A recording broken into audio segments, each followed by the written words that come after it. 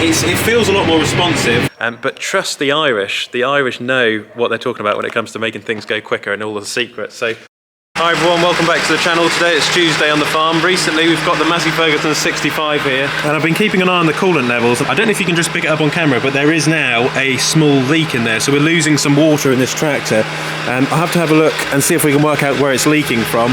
I've left the bonnet open to remind me to keep an eye on it, and it just needs that leak fixing. And as you can see, we've just got the Manitou here because we're putting some bales down. We're coming towards sort of the end of winter, and these straw bales in the shed we've got to just move out of the way because we're planning on making this into a pen for lambing our sheep this spring. We've just got to pull some of these bales down, get them over here where these other ones are, and we can start pulling them out for the cattle. And just in the Manitou today, we're using the pincers. So yeah, a little bit of a shame really with the 65. I've got a local mechanic who'll help me out with that, hopefully in the next few days, because the 6R has got to be serviced. These things happen with classic tractors, sometimes they do break down, and you know, the thing is, as the gallops have become a lot busier over the last few months, that old tractor started to get used every day, and the trouble is, you know, with these old machines, you've got to maintain them. And you know, I do try and keep an eye on the engine oil, I keep an eye on the coolant levels, do my basic maintenance with it and the tyre pressures. But you know, that's the thing, when the 135 comes back, you know, that tractor's going to be like new, and I can't tell you how nice it's going to be having a new classic tractor to go on the gallops jobs, on the rib rollers, because it will mean hopefully, you know, the maintenance on it will be fairly low. I can just check the oil, maintain it, and hopefully it shouldn't go wrong, you know, for several years. So I'm just going to finish off removing all of this straw from this pen, and then we're going to be making our lambing area in here before long.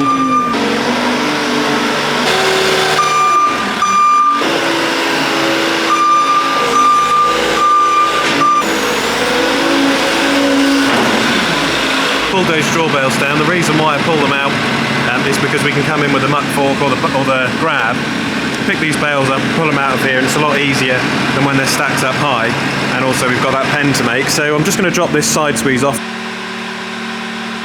And whilst the Massey Ferguson 65 is down, whilst we get these coolant pipes for it, these are the rollers which I pull along, the rib rollers, and they do a really good job on the fibre because we've got some professional racehorses now going around the course, and there's quite a lot to preparing the track before horses turn up.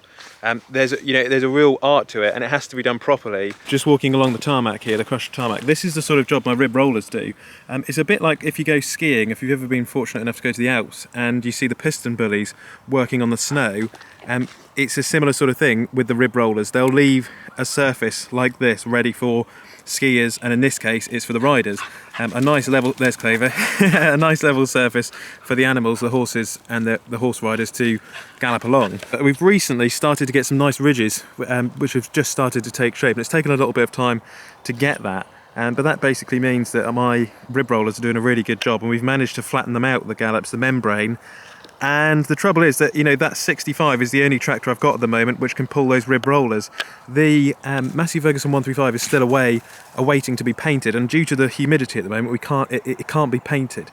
But the trouble I have had with the 65 is that it is a little bit too wide. The tyres are just slightly too wide for the gallops, so I've got to either narrow the tyres, or I'm going to put it on a slightly heavier job doing something else. So we are waiting really for the smaller one to come back, because I think the 135 will be a brilliant tractor for this job, mainly because it's slightly narrower than the 65. It's a job where it's not going to get too mucky, the 135. You know, if it comes back, when it comes back restored, it's not a tractor you'd want to put, say, on the scraper and get it covered in slurry. This surface here can be clean all year round. Even when it's wet, it's well drained. It doesn't get too mucky or too muddy. We can keep that tractor, can't we, Clover, in fairly good order, I think, the 135. Just doing this sort of job with it. I think it'll be perfect for the 135.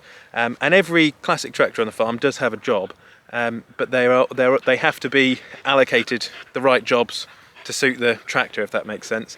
And so I think this will be a really good one for the 135.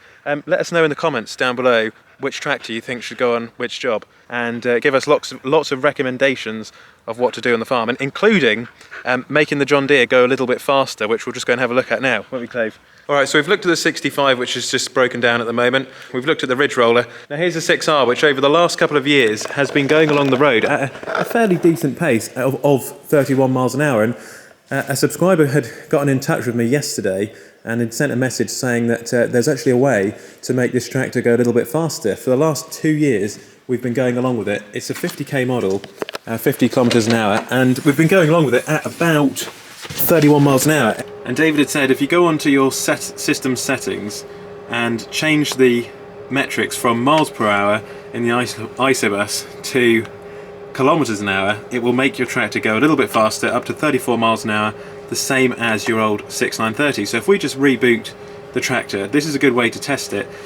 So hopefully we'll be able to get up to the speed of 34 miles an hour, which will make a big difference when we're carting silage, animals, straw and all of that good stuff. Although, you know, a few miles an hour difference doesn't sound like a lot to a farmer, that's an awful lot of extra speed throughout the day. So it can mean another load or another 2 loads by the end of the day. So that's brilliant. So we'll take it on the road and we'll just see if this has made a difference. Okay, so we're just coming out here at the junction and we're just going to go on the main road. Just keep an eye on the speedometer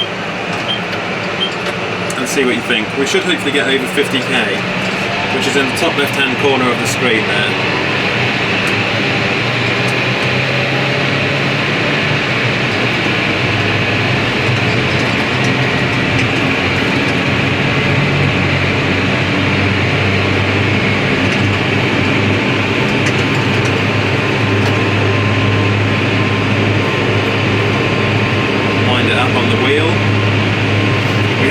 Loader on at the moment. Normally I wouldn't have it on, and I should think on the flats we'll get up to 55k. I can't tell you how much of a difference this is going to make. Cattle carting, straw carting, silage. That's made my day. Made my day, this has.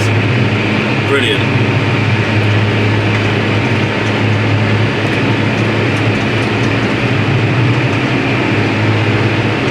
What's so brilliant about this is that with our job on the farm, we're constantly going back and to from the Broads back to our farms. I must have a relatively quick tractor, because when you're doing those trips multiple times throughout the day, especially when we're transporting silage, you know, we really need every little bit of speed we can get because it makes a difference. And it's interesting how in miles per hour, when it was set up for the UK, it was slower and it was topping out at 30 miles an hour, about 31 miles an hour. And now that I've changed it to kilometers an hour, which would be the European metric, shall we say, it feels a lot more responsive and it gets up to speed a lot quicker. I mean, it will cruise along happily at 55 now, and it just feels a slightly quicker tractor on these long straights here. And just a little change in the settings and we've got improved efficiency. Well, there we go, just back at the yard now, and the front tyres just got a little bit of heat in those tyres now, so I can't believe that a settings change has made the tractor so much quicker, and also it feels a little bit more lively on the road. I asked some John Deere mechanics, is there any way I could get it to go a bit quicker, and they did say just to change the tyres, but trust the Irish know what they're talking about when it comes to making things go quicker and all the secrets, so can't wait for silage this year. Last year, John Deere 6130R was overtaking me because it could do 34, well now I'll be keeping up hopefully, and I won't be so slow at just 30 miles an hour. But then again, you know, 50k is a decent speed, but just those little extra bits, we're sort of halfway between needing a fast track on this farm and halfway between needing a conventional tractor for the land work.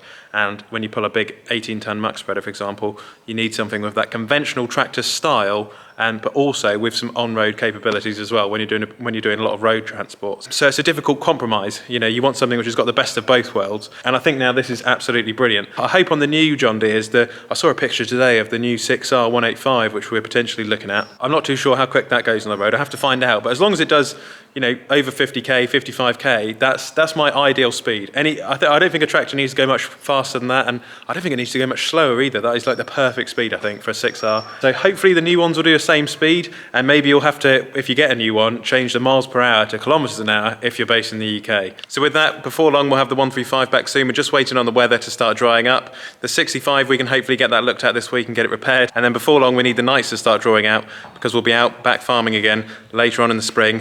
And I've also got a new business which I want to talk to you guys about in the next few weeks. It'll be quite exciting.